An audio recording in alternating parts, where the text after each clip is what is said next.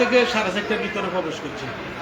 স্বর্ণ নিচে 2 মেয়ের আর আমার ওয়াইফের মিলে 70 ভরি, আর আমার টাকা ছিল 3 লাখ, এটা নিচে। আর আমার ইউরো ছিল 3000 ইউরো। আমি বেলজিয়াম থেকে আসছিলাম, আমার বলছি বেলজিয়াম যাবো, এই কারণে ইউরো রাখছিলাম 3000। আর মেয়েদের গড়ি আছে, একটা গড়ি প্রায় 60-70 হাজার দামে, 6টা গড়ি নিচে মেয়েদের। আর জিনিসপত্র আর কি নিচে তো কাগজ বা কি আছে এগুলো তো এখনো বলতে পারবো না, দেখিনি। আর নিচে ছোট বোনের নিচে স্বর্ণ 3 ভরি, এর টাকা নিচে 10,000। আর ঢাকার থেকে বড় বোন এসছে বেড়াই, তো আজকে চলে যাব।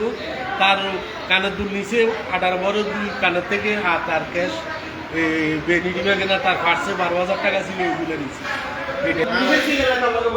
সে বিষয়গুলো দেখলাম এবং এই বাড়িটা আমরা পুরো দেখলাম যে এখানে একটা গ্রিল কেটে কয়েকজন লোক বাড়ির ভিতরে ঢুকছে। সেখানে গ্রিল দিয়ে ঢুকছে যে সে নিশ্চয়ই একটা ছোট মানুষ হবে।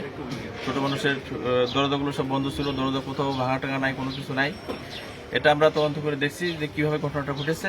তো আমরা ধারণা করছি যেটা যে এই বাড়ির সাথে যাদের নিবিড় যোগাযোগ আছে অথবা এইখানে যাতায়াত করে এরকম কোনো লোক কর্তৃক এই ঘটনাটি সংঘটিত হয়েছে। কারণ আপনারা দেখেছেন যে এখানে কোনো দরজা জানলা কোথাও ভাঙাচোরা নাই, শুধুমাত্র এক জায়গাতে গ্রিল কাটা আছে যেখানে ছোট মানুষ ঢুকতে পারবে, ছোট শিশু অথবা হালকা পাতলা মানুষ ঢুকতে পারবে সেরকম।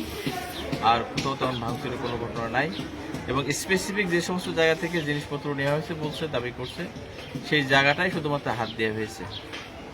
তার কাজে আমরা ধারণা করছি যে এই বাড়ির সাথে যাদের নিবিড় সম্পর্ক আছে তারা এই ঘটনার সাথে যুক্ত এবং এর সাথে পারিপার্শ্বিক আরো কিছু লোকজন থাকতে পারে। আমরা তদন্তের মাধ্যমে বিষয়গুলো আমরা প্রকৃত অপরাধীদের আইনের আওতায় নিয়ে আসার চেষ্টা করব।